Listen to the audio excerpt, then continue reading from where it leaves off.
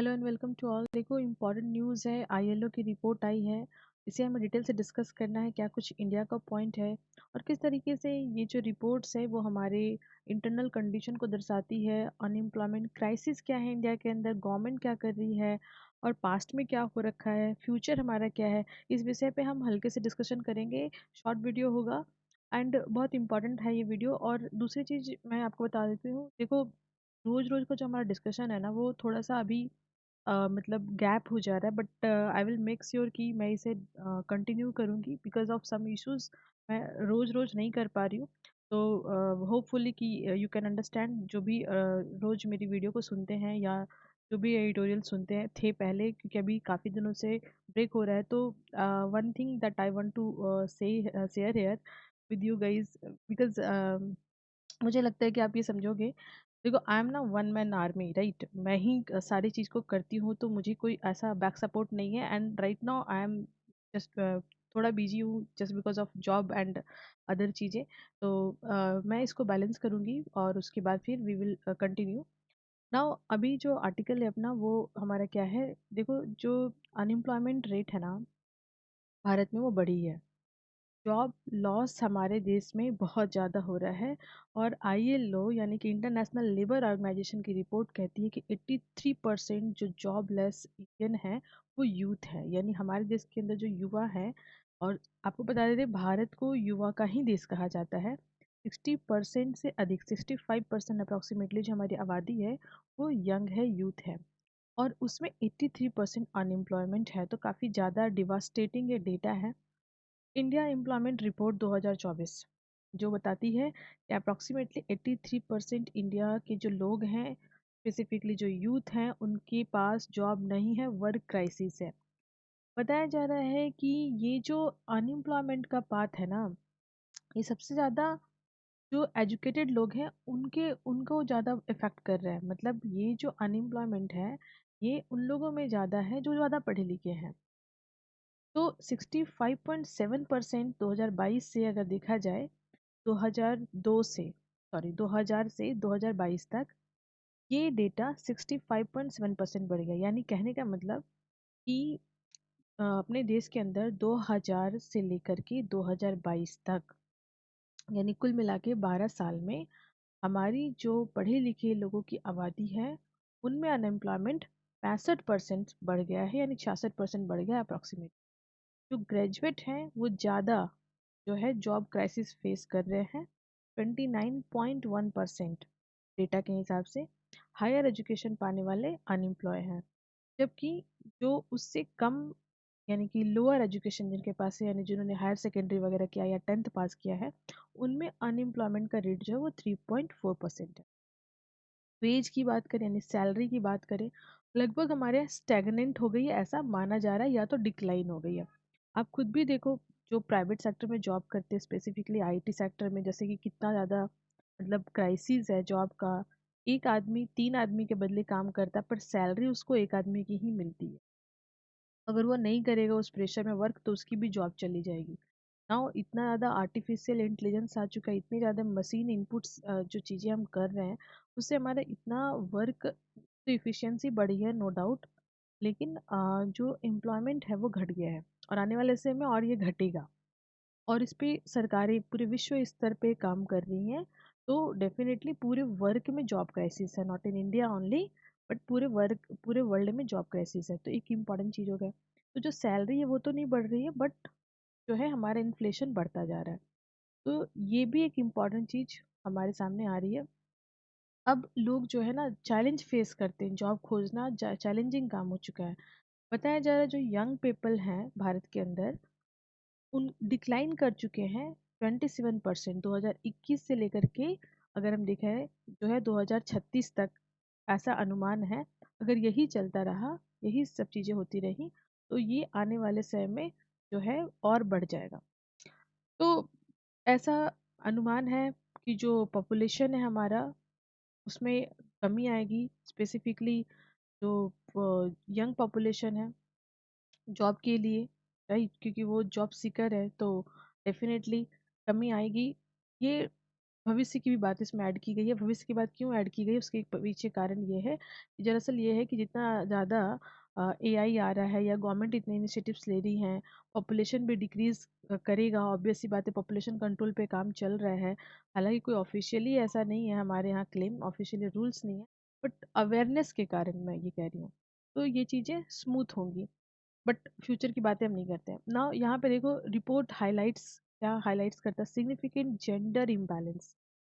मतलब male female में जो लेबर फोर्स पार्टिसिपेशन है, उसमें हमें ये मालूम चल रहा है कि जो फीमेल है, जो वुमेन है, मैं कई बार डिस्कस भी कर चुकी हूँ, जो वुमेन है उनका जो लेबर फोर्स पार्टिसिपेशन है वो लोअर है मैन के कंपैरिजन में, कितना 2.3 टाइम्स। तो ऑब्वियस सी बात है, हमारे यहाँ फीमेल का लेबर फोर्स पार्टिसिपेशन कम ही होता है, 100 कारण है उसके पीछे। लेकिन रिपोर्ट ये कह रही है, तो ये वर्ल्ड वाइड है ना, जापान में इससे ज़्यादा है इंडिया के कंपैरिजन में। तो अब हम बात करेंगे, अराउंड 90% ऑफ जो वर्कर है इंगेज है इनफॉर्मल जॉब सेक्टर में। इनफॉर्मल जॉब सेक्टर मतलब जैसे कोई अपना छोटा मोटा बिजनेस चला रहा है, कोई छोटा मोटा जैसे इंस्टीट्यूट खोल के चला रहा है, ठीक है। तो ये इनफॉर्मल सेक्टर हो गया। तो 90% हमारे जो वर्क फोर्स यहाँ पे इंगेज है, जो लोग हैं वो यहीं पे इंगेज है, क्योंकि फॉर्मल सेक्टर में एम्प्लॉयमेंट नहीं। आप देखते होंगे कई सारे ऐसे अपने दिल्ली में ऐसे वड़ा वगैरह का बहुत सारा चलता, आपने रील्स देखा होगा, वीडियो देखा होगा, फलाना एरिया में ये चल रहा है, फलाने एरिया में ये बना रहे हैं, राजमा चावल तो कड़ी चावल।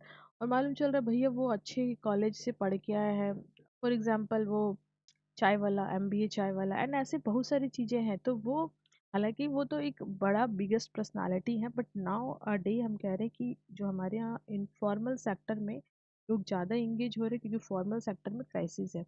रिपोर्ट ये कह रही है कि जो पॉलिसीज हमारे यहाँ है वो एड्रेस नहीं कर पा रही अनएम्प्लॉयमेंट क्राइसिस को। तो ये देखने वाली बात है। अगर बात करें इसके अलावा, इंडिया का जो ग्रोथ है वो हाई है, मतलब जो हमारा इकोनॉमिकली ग्रोथ है वो हाई है, बट अनएम्प्लॉयमेंट रिमेन्स हाई है।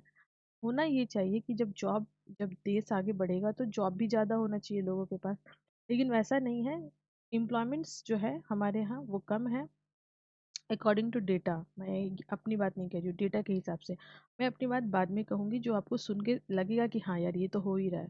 तो अब मतलब यहाँ पे बताया जा रहा है, रिपोर्ट ये बता रही है कि जो भारत की पॉलिसी है और जो मैक्सिमम एम्प्लॉयमेंट लोग हैं, या जो लोग नहीं जॉब कर रहे हैं, तो जो डेमोग्राफी है इंडिया की, उसके बीच में मतलब गवर्नमेंट की जो पॉलिसी है वो कोरिलेट नहीं कर पा रही है, कहना ये चाह रहे हैं।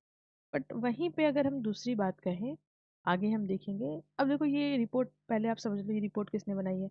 आईएलओ की रिपोर्ट है, हमारी इंडिया की कोई रिपोर्ट नहीं है वैसे। आईएलओ की रिपोर्ट के साथ साथ जो है इंस्टीट्यूट ऑफ ह्यूमन डेवलपमेंट की भी रिपोर्ट जो है साथ साथ है, मतलब दोनों का ही रिसर्च है। एक और बॉडी जिसके बारे में हमने देखा था पहले, इंडिया जो आपकी यूथ पॉपुलेशन वाला एक रिपोर्ट था, तो एक वो भी है एम्प्लॉयमेंट रिपोर्ट जिसे हम कहते हैं इंडिया एम्प्लॉयमेंट रिपोर्ट, है ना। तो India employment report plus ILO plus जो आईएसडी है, ये तीन बॉडी की रिपोर्ट जो है कंबाइन करके हमारे सामने है। देखो, एक चीज़ समझिए, इतना तो है ऑब्वियस सी बात है कि हमारे यहाँ जो है डबल हो चुका है अनएम्प्लॉयमेंट रेट, जो है वो डबल हो चुका, क्योंकि 2000 से पहले 35.2% था, राइट नाउ 65.7% है पढ़े लिखे यूथ में, जो कि अब डबल हो चुका है अप्रॉक्सीमेट। तो पॉपुलेशन भी हमारा डबल हुआ है, ये भी हमें ध्यान में रखना है कि जो हमारा पॉपुलेशन है वो भी हमारा इंक्रीज हो रहा है। कितना इंक्रीज हो रहा है, हर साल भारत का पॉपुलेशन 1 करोड़ 17 लाख, 1 करोड़ 17 लाख जो पॉपुलेशन है हमारा, वो हर साल बढ़ता है हमारी आबादी। तो क्या इस हिसाब से हमारे यहाँ जॉब तो बिल्कुल भी नहीं होता। देखो, अगर हम अपनी बात करें, इंडिया की बात करें, तो देखो हमारे यहाँ यूनिकॉर्न की जो संख्या वो 100+ है। आज के डेट में भारत के अंदर यूनिकॉर्न यानी कि जो बिगेस्ट कंपनियाँ होती हैं और न्यूली बिगेस्ट कंपनियाँ, इनकी संख्या 100+ है। उसके बाद हम देखेंगे, जो सबसे ऑथेंटिक डेटा है वो ये है कि जो हमारी ईपीएफओ है, तो ईपीएफओ यानी कि जो एम्प्लॉयमेंट्स प्रोविडेंट फंड ऑर्गेनाइजेशन है, इसमें न्यूली जो अभी ऐड हुए हैं 10.78 मिलियन न्यू सब्सक्राइबर हुए हैं।